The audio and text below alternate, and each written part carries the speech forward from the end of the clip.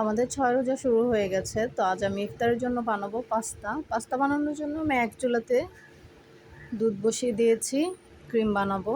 আরেক চুলাতে আমি টমেটো সিদ্ধ করে নিচ্ছি, টমেটোর পিউরি বানাবো। আমার এক চুলাতে আমি সাদা সসটা বানাবো, আরেক চুলায় আমি টমেটো সস বানাবো। আমি টমেটো সিদ্ধ পানিটাতেই বয়েল করে নিচ্ছি। আবার পাস্তাটা আমি 10 মিনিট ফুটানো পানিতে বয়েল করব। তারপরে আমি পানিটা সেই সময়টাতে আমি আমার টমেটোটা ছিলে পিউরি বানিয়ে নিচ্ছি।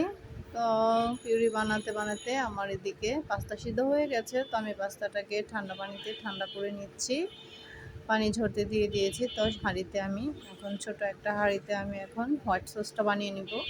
হোয়াইট সস বানানোর জন্য আমি কড়াইতে দিয়ে দিলাম কিছুটা বাটার। একটু গরম হয়ে গেলে বাটারের মধ্যে আমি 2 টেবিল চামচ দিয়ে দিব ময়দাটা একটু ভালো মতো টেলে নিয়ে তার মধ্যে আমি দুধটা আগে থেকে জাল করে নিয়ে ঠান্ডা দুধটা আমি দিয়ে দিব। একটু ঘন হয়ে গেলে আমি তার মধ্যে দিয়ে দিব চিজ। তো চিজ দিয়ে আমি এটাকে নামিয়ে রেখে দিব।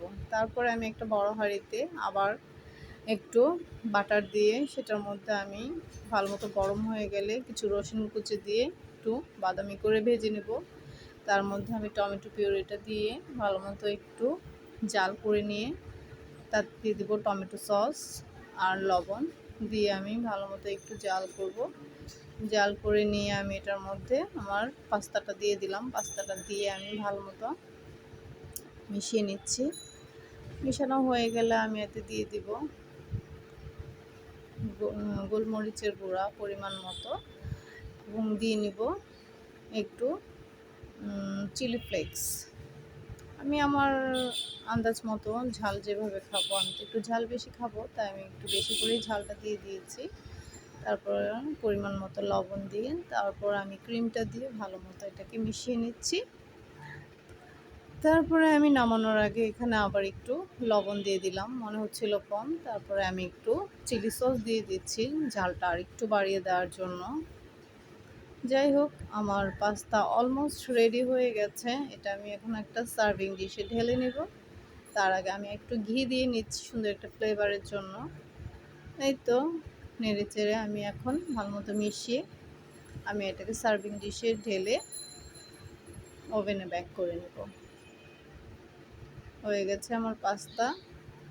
তারপর আমি একটু মজরেলা চিজ এটার উপরে গ্রেট করে দিব। গ্রেট করা হয়ে গেছে। এখন আমি এটাকে ওভেনে ঢুকাবো। এই তো ওভেনে আমি 5 মিনিট এটাকে বেক করে নিয়েছি। দেখতেই পাচ্ছ চিজগুলো কি সুন্দর করে গলে গেছে আর খুবই ক্রিমি একটা লুক এসেছে। এটা দেখতেও যতটা টেস্টি, খেতে তো তার থেকে অনেক বেশি টেস্টি। আল্লাহ হাফেজ।